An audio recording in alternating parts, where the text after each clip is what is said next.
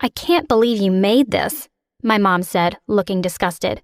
I was sitting in my playroom one afternoon, just finishing off a painting of my mom's favorite yellow flower. I made it for you, Mommy, I said, handing it to her. And what am I supposed to do with this garbage? She asked. I started to cry as my mom tossed the painting into the fireplace. You draw like an idiot. What do you expect? Ugh, just go to your room. You're acting like a 5-year-old. But I am 5, I cried as my mom left me all alone in the room. This pretty much sums up the relationship I have with my mom. While this memory is still stuck in my head forever, it wasn't even close to the worst thing I can remember her doing. See, my mom treated me like complete trash. Literally, I slept on a blanket in the living room and only ate the leftovers from her meals. She was a crazy psycho, and to make things worse, she didn't have a career back then. Her only job was torturing me as if she were getting paid for it.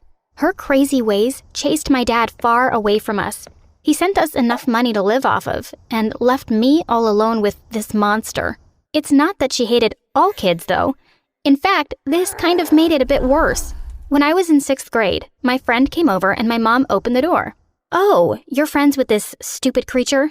She treated my friend better than me. She even let my friend sit at the dining room table for dinner. My friend thought my mom was cool and funny, and they both kind of teamed up on me. When I confronted my mom about why she acted the way she did, she simply said, "Be more like your friend and maybe I won't hate you." I really tried to make her like me, I promise. I did good in school, never got into trouble, constantly did all the chores, and bought her gifts. One day when I was cleaning her room for her, I really thought my life was going to turn around for the better. Spoiler alert, I couldn't have been more wrong. Under my mom's bed, I found a gift box. My birthday was that weekend, so I just assumed it was for me.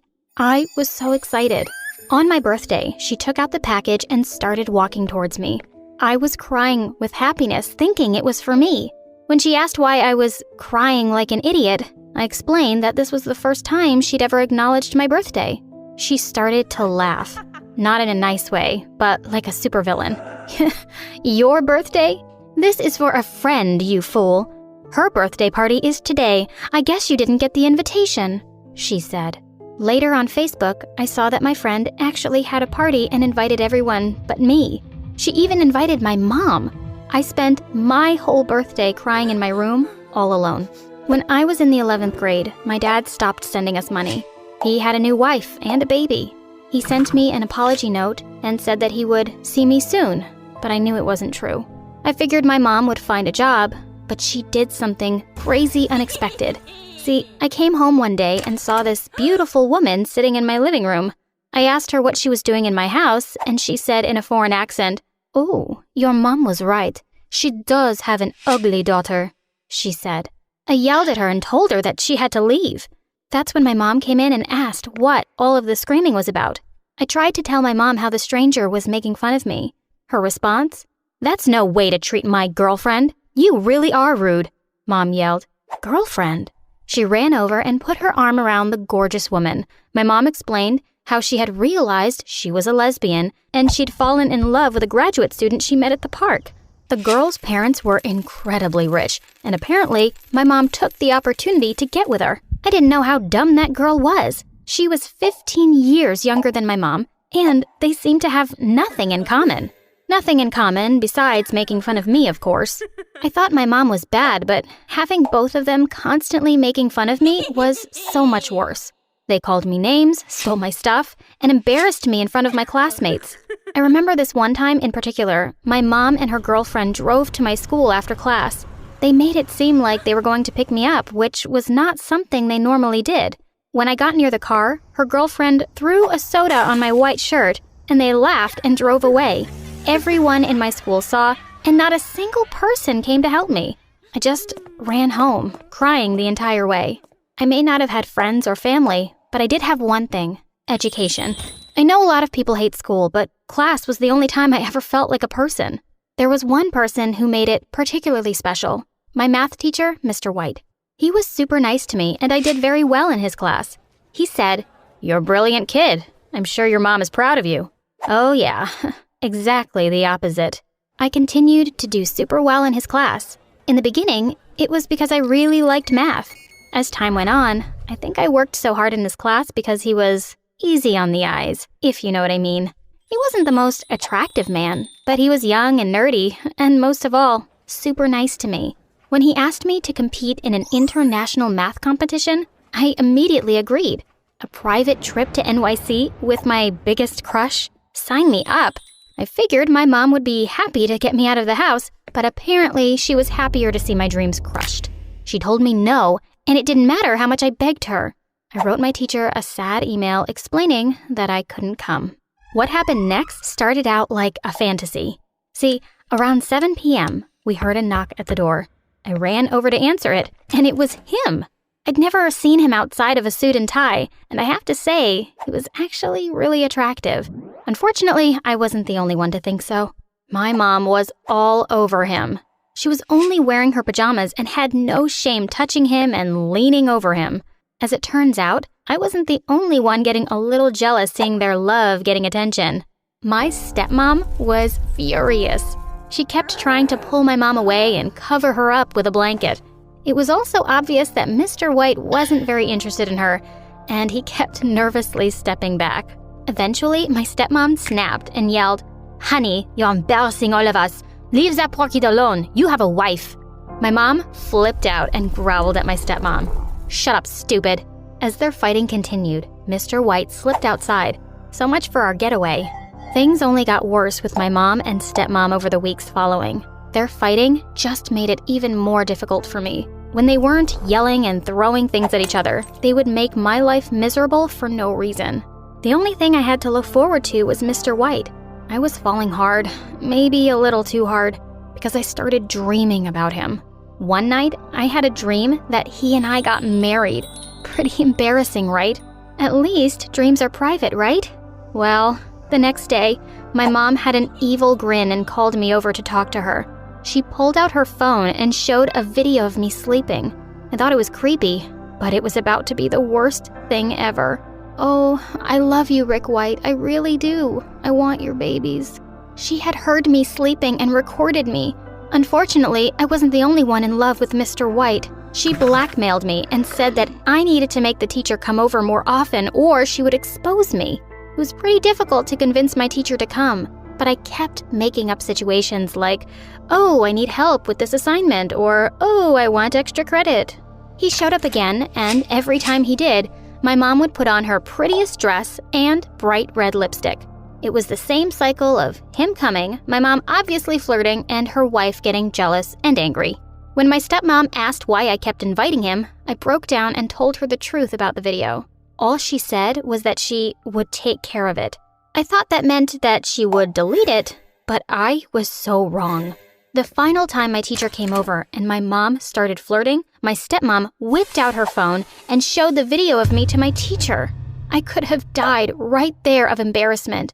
My mom got so angry, she threw me right out of there. I was crying hard, but Mr. White was oddly nice. He explained to me that we didn't need to talk about the video. He knew I was having some home problems after he met my parents. He wanted to let me know that I could stay with him if I wanted to. Embarrassed or not, I went with him. I started fantasizing about playing house with him, but I was a little shocked when he showed me my room. It was in the basement.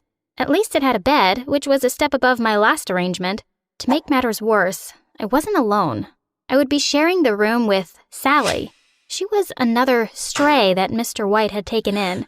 She didn't go to our school, but we were about the same age. She purposely played her music loud all night and made a mess of my things. She was trying to make my life miserable, but the joke was on her because I already knew what hell was like, and she was a piece of cake so far. I tried my best to look past everything that had happened. I worked very hard and studied for finals. It was kind of difficult with my mom sending me hundreds of threatening texts a day, but I made it work. In fact, my grades were even improving. Mr. White constantly told me how proud he was of me and what an amazing student I was. He told me that Sally could learn a thing or two about my work ethic. She was not happy about that. It was pretty obvious that Sally was jealous of me. See, she was one of those people who acted out for attention, and Mr. White didn't respond the way she wanted. On the day of my huge final exam, she turned off my phone so the alarm didn't ring, and I missed school and the exam. I was so disappointed and devastated. I knew Mr. White wouldn't be happy about it. That night, someone knocked on the door. It was my stepmom. She said she needed help with her English exam because spending all these months with my mom had affected her performance. I should have turned her away after everything she'd done, but I was better than that. I agreed to start teaching her the next day. A second knock at the door took me by surprise.